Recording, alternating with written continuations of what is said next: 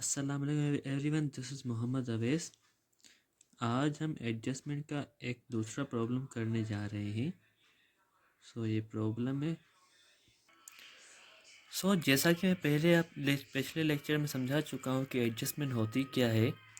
तो एडजस्टमेंट वो चीज़ें होती हैं, वो एंट्रीज़ होती हैं जो हम अपने ईयर को, जो हम अपने अकाउंट्स के बुक को फाइनलाइज करने के बाद उसी पीरियड के जो एंट्रीज़ रह जाती हैं, या वो एंट्रीज़ या वो अखराजात जो हमें करने होते हैं मगर उनका रिकॉर्ड, उनका ताल्लुक़ पिछले रिकॉर्ड से होता है। यानी कि अगर हमें रेंट देनी है दिसंबर की और वो हम पे कर रहे हैं जनवरी में, तो दिसंबर के रिकॉर्ड्स तो क्लोज हो गए होंगे, तो हम जनवरी में रिकॉर्ड तो नहीं कर सकते।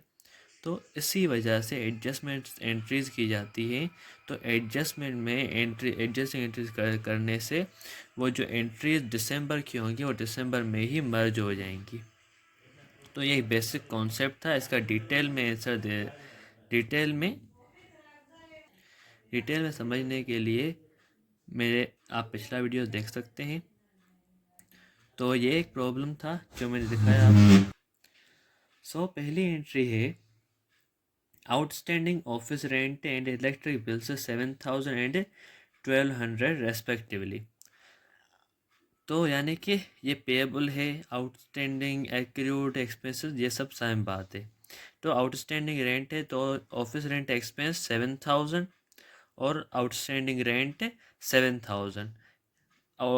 ऑफिस रेंट एक्सपेंस हमारा एक्सपेंस है और आउटस्टैंडिंग रेंट या रेंट पेएबल हमारे लाइबिलिटीज़ है। तो जब एक्सपेंस बढ़ते हैं तो हमारे डेबिट होते हैं और आउटस्टैंडिंग रेंट हमारा क्रेडिट होता है। यानी कि रेंट पेएबल क्रेडिट होगा हमारी लाइबिलिटीज़ जब बढ़ती है। सेम उसी की तरह इलेक्ट्रिक बिल्स भी हैं।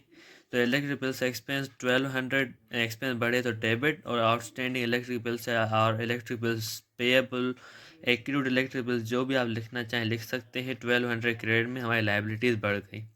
उसके बाद है prepaid insurance 3,200। Prepaid insurance account shows 9,600 before adjustment. यानी कि एडजस्टमेंट से पहले हमारे इंश्योरेंस की जो पहले प्री एडजस्टमेंट से इंश्योरेंस का बैलेंस शो कर रहा है वो बैलेंस है 9,600। 9,600 हमारा प्री एडजस्टमेंट बैलेंस है, और आफ्टर एडजस्टमेंट कितना बैलेंस है 3,200। यानी कि 6,400 हमारे एक्सपेंस हो गए हैं। तो एंट्री किसकी बनेगी? हमारे एक्सपेंसेस की, क्योंकि और हमारे एसेट्स कम हो गए हैं उनकी।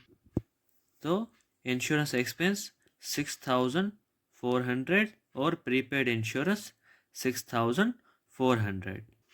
उसके बाद है prepaid advertising ₹6,500। Advertising expense account show 7,500 before adjustment. यानी कि 7,500 हमारा बिफोर एडजस्टमेंट है, और आफ्टर एडजस्टमेंट कितना बैलेंस है हमारा 6,500।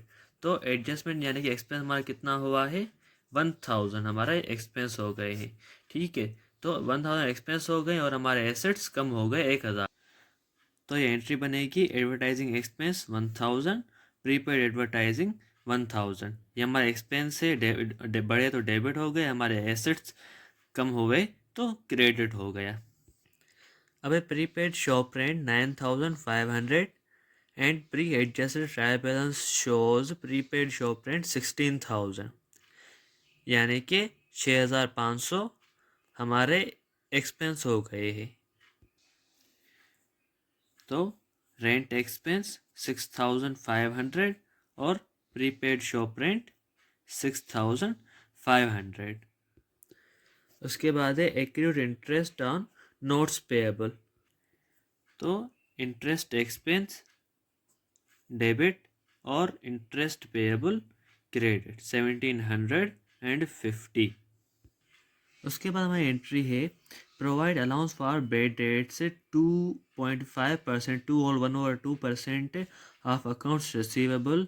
Pre adjusted trial balance shows accounts receivable 28,000 debit allowance for bed date से 280 क्रेडिट, यानी कि 28,000 हमारा अकाउंट रिसीवेबल है और उस पर पहले ही 280 रुपये बेड डेट्स लग चुके हैं, ठीक है, जो कि हमारे एक्सपेंस होते हैं। तो जब हम उसका 2.5% या जो लिखा हुआ है 2/1/2% जब निकालेंगे तो हम इसमें से ये माइनस करके नहीं निकालेंगे, हम डायरेक्ट 28,000 का 2.5% निकालेंगे। तो 28,000 का 2.5% कितना होगा? 700। तो हमारे 700 हमारे होंगे बेड डेट्स। उसके बाद ये एक नेक्स्ट स्टेप होगा, जब हम आफ्टर एडजस्ट ट्राइबल बनाते हैं तो फिर होगा 280 जो है और फिर 700 दोनों प्लस होके फिर बन जाएंगे 980, जो कि क्रेडिट में as allowance for bad debts लिखा जाएगा, मगर इस वक्त इसकी 700 की एंट्री बनेगी। तो बेड डेट्स एक्सपेंस 700 और allowance for bad dates 700 credit, ये हमारा एसेट है, कम हो गया, और ये हमारा एक्सपेंस है, इंक्रीज हुआ, डेबिट हो गया। अब फोर्टनाइट सैलरीज अनपेड 21,500, उसके बाद professional service earned and receivable 22,750, तो ये हमारे रिसीवेबल है। तो सैलरीज एक्सपेंस 21,500 और अनपेड सैलरीज 21,500। उसके बाद है commission service revenue receivable 22,750, commission service revenue 22,750। ये हमारा एसेट है, इंक्रीज हुआ तो डेबिट हुआ, ये हमारा रेवेन्यू है, इंक्रीज हुआ तो क्रेडिट हो गया, सही है।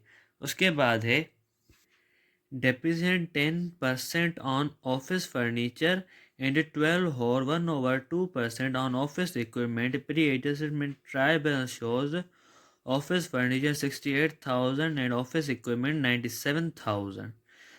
तो 10% 68,000 का निकालेंगे और 12 और 1/2 यानी कि 12.5% निकालेंगे हम 97,000 का।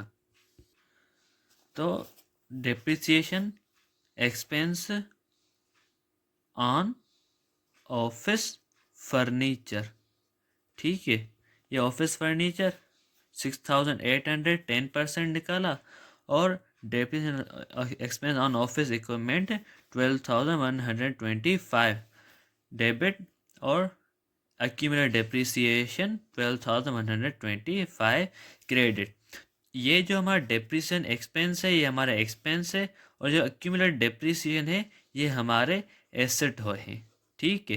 यानी कि जब एसेट हमारे कम हुए तो 12,125 क्रेडिट हो गए, एक्सपेंस बढ़े 12,125 क्रेडिट डेबिट हो गए।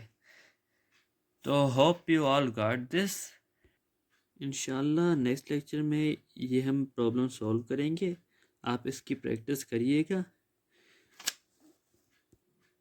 ये प्रॉब्लम है, इंशाल्लाह नेक्स्ट लेक्चर में मिलते हैं, तब तक के लिए अल्लाह हाफ़िज़।